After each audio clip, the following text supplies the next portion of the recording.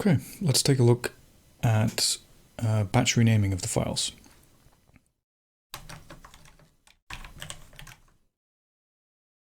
We can see that the renamed log from my previous work has got 279 items inside. And if we take a look inside there,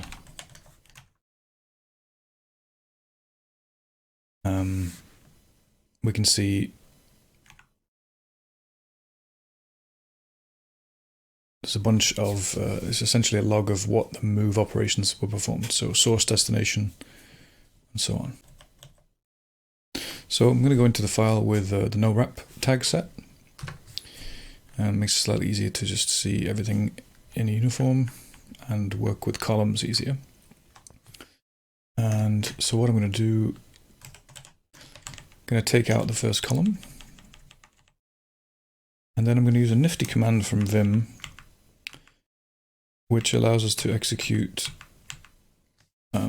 this like norm. The normal command allows us to take the buffer in this case and execute like as if we were typing Vim commands.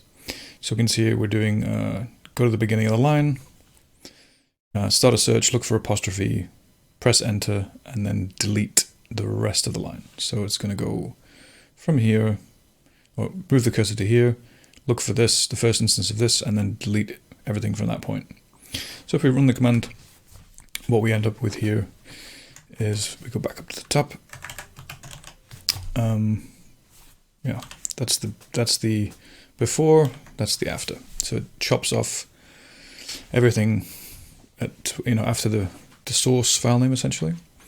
Now we need to make this file name bash safe.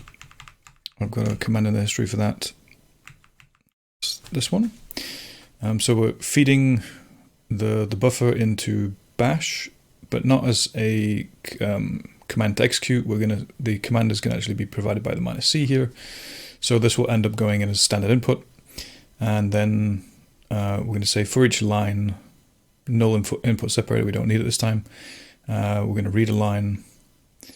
And then for each line, print this string with shell escape.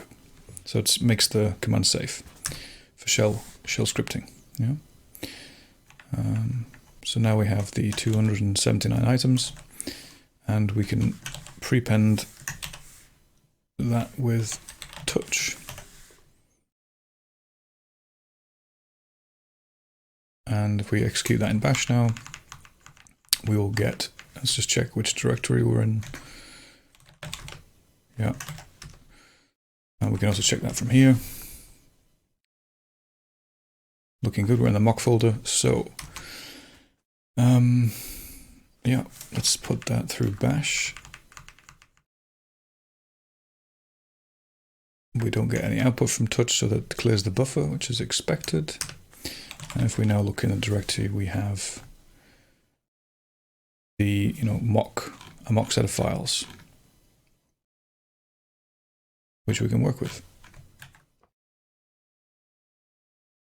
So this directory is essentially now the same as if I just grabbed all of the files with yt-dlp, and I've already been through the reconciliation process. I've corrected and grabbed any missing bits and pieces, and so this is my essentially my final list of files, and now it's time to rename. So here we can use an extension of the regex that I was using before. This time we're using find to create a list of files. Right?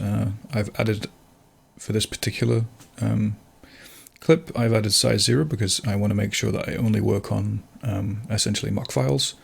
So max depth 1, type files, start.mp4, size 0. We're going to pass that file list into Perl, and then we're going to iterate over the lines, and we have a if this regex matches, do this, otherwise do this, and then sort and put it into Vim so we can work with it. Now this potentially looks complicated, but let's use visualization to check what's going on inside. this regex. You'll notice that actually inside this regex there is named groups, right? So I've put like title and episode and stuff.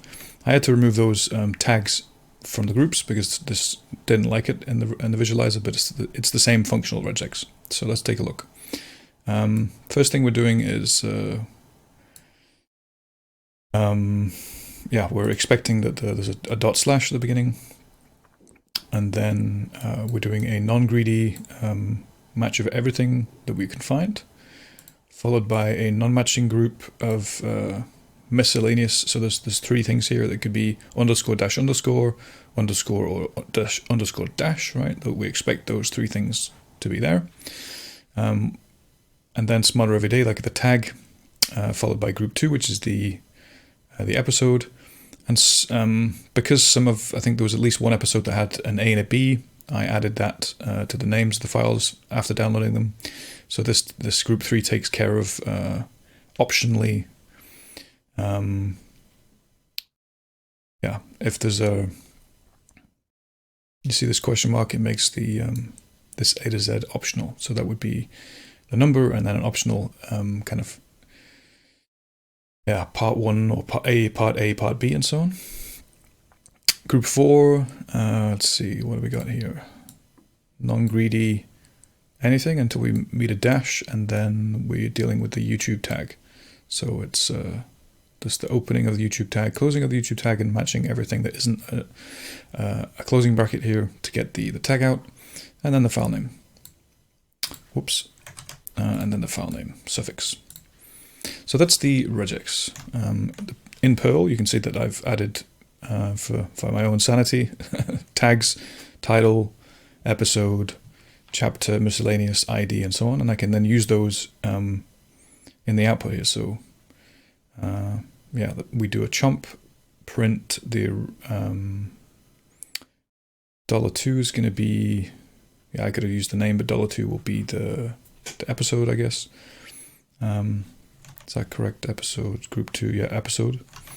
And then the original file name going into it, and then we're doing another print with a tab. This is then formatting. So it's a printf instead of a print, and we're formatting the episode number. This is the rename prefix. So it's the episode rename. Then the episode, it's the episode going in. Chapter, title, smarter every day. Episode number again. Chapter. Anything miscellaneous that pops up here. There's a couple of episodes that's got some miscellaneous text here. Then the ID, and then the file name suffix. And if something doesn't match up, then we print the question marks to show something's wrong. We do a sort numeric on column 1 and push it into Vim. So let's take a look how that looks in Vim. We have essentially 3 columns. We have the sort key, right? The source file name, another column here, and then the destination file name. So what we can do is take out our sort. We don't need that here.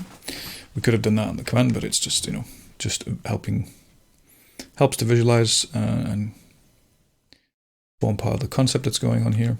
And then we need to make these files safe for shell scripting. So we'll go through our history here and pick out suitable command. So we're taking the content of this, pushing it to bash.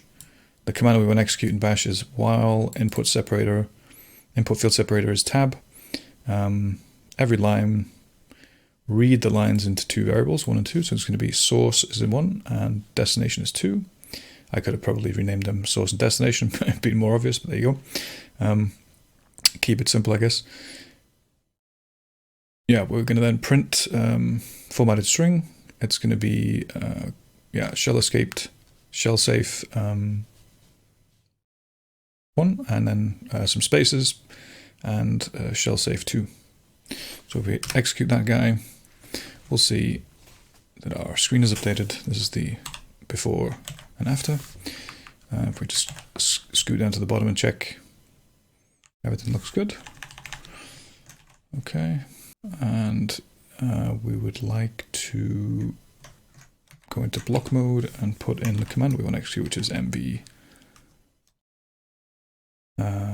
interactive verbose. So now all the lines are prepended with that command.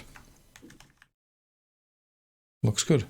Now, what I did when I did this originally was I created a new buffer, and then at the beginning, I was just very gentle. Didn't want to do everything in one go at the beginning, so I just basically executed one command. The way I did that was I deleted every other line after line 1, and then if I run that through bash, we see the bash is renamed one file, the first file. If we jump out of here and do an ls-alr, see that there's one file that now has that desired format.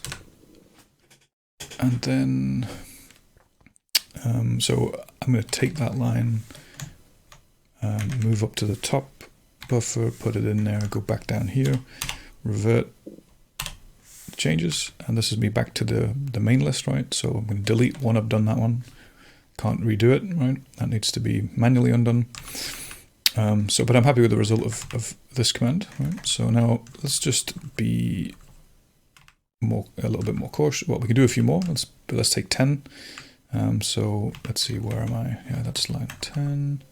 So if we do from here, delete everything in the file except leave these guys. Oops. Okay, so that should be, okay. So that's 10. 10 more files to change. Let's pass that through bash. We can see that those have been renamed. I can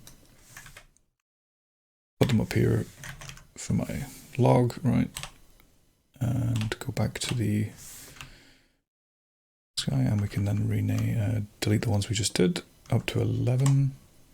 Okay, so what remains is the renames we haven't done. So let's execute that now. Now that we see that everything is working as expected. Wait, let's just double check.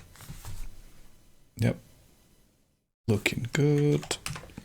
So let's execute this. And we see we have a bunch of renamed stuff. Cool. So I don't need to save this because it's just a mock, right? You can save this for your log as you wish, if this is an approach you want to take. And if we look into the directory now, we see everything is looking good as desired. And one little thing I can show here is how I remove these mocks. So this is going to print out the files that I'm targeting. Just double check it, sanity check it, right?